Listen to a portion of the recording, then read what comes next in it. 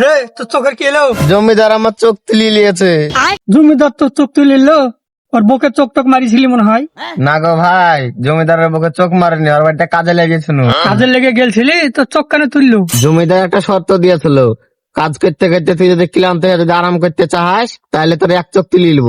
গরিব মানুষ সকালবেলায় না খেয়ে কাজে গেলছিল, যে কাজ করতে করতে ক্লান্ত হয়ে মাথা ঘুরে পড়ে গেল, দিয়ে তো জ্ঞান ফিরে দেখছি আমি এখানে পড়ি আর আমার একটা চোখ নাই। কাজ করতে করতে ক্লান্ত হয়ে গেলে ও একটা চোখ তুলে নিবে, আর আমি যদি কাজ করে ক্লান্ত না হই, ও যদি কাজ দিতে দিতে ক্লান্ত হয়ে যায় তাহলে কি হবে? তাহলে জমিদার আর একটা চোখ তুলে তোমাকে দিয়ে দিবে। তুই এখানে শুয়ে থাক, ওই বান্দির বাচ্চা জমিদার আর আমি একটা চোখ তুলে নিলে এখনই আসছি। ওই, ওই, এগুলো সব ভালো করে বাদ, এই যে এখানে বাদ দিলে একটা তোল, ঘন্টা তোল। জমিদার বাবু, আমি খুব গরিব মানুষ, দয়া করে যদি আপনার কাছে আমাকে কাজে রাখতেন তাহলে ছেলে মেয়ে নিয়ে দুবেলা দুমুঠো ঠিক করে খাইতে পারতাম। হ্যাঁ, কাজে তো রাখবো, কাজের তো একটা লোক দরকার, কিন্তু একটা শর্ত আছে। বলি ফেলেন জমিদার বাবু, আমি তো খুব গরিব মানুষ, আমাকে এখন মানিয়ে নিতে হবে।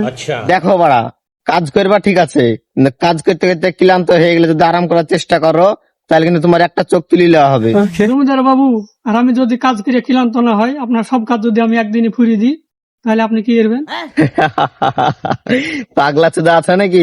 আমার 2000 বিঘা দাগ আছে, একদিন তুমি কাজ করে শেষ করতে পারো? এমন 2টা চোখ আছে, ভালোই আছে, ওই নিয়ে তুমি বাড়ি চলে যাও। আপনি কাজ দেখান, শেষ করতে পারি কি না পারি ওইটা আমার ব্যাপার, না পারলে আপনাকে একটা চোখ আমি নিজে হাতে তুলে দিয়ে বাড়ি চলে যাবো। ঠিক আছে, তাহলে আমার পেছে পেছে আয়। এই দে, এই যত ঘাস গালা দেখছিস, এই ঘাস গালা সব কাটিয়ে আমার বাড়িতে নিয়ে যে মোষ গালানের লেগে চারা কেটে রেখে দেবে। ঠিক আছে, আমি বাড়ি যান, আমি এখনই দেখছি। ঠিক আছে। হ্যালো রতন ঘোষ, তোর কটা গরু আছে? 200টা। তাড়াতাড়ি জমিদারের বাগানে নিয়ে তো, আর ঘাস সব উড়ান দিয়ে দিয়েছে। হ্যাঁ হ্যাঁ, 8 ঘন্টার মধ্যে পরিষ্কার করে ফেলতে হবে, সব গরু নিয়ে আই। ঠিক আছে।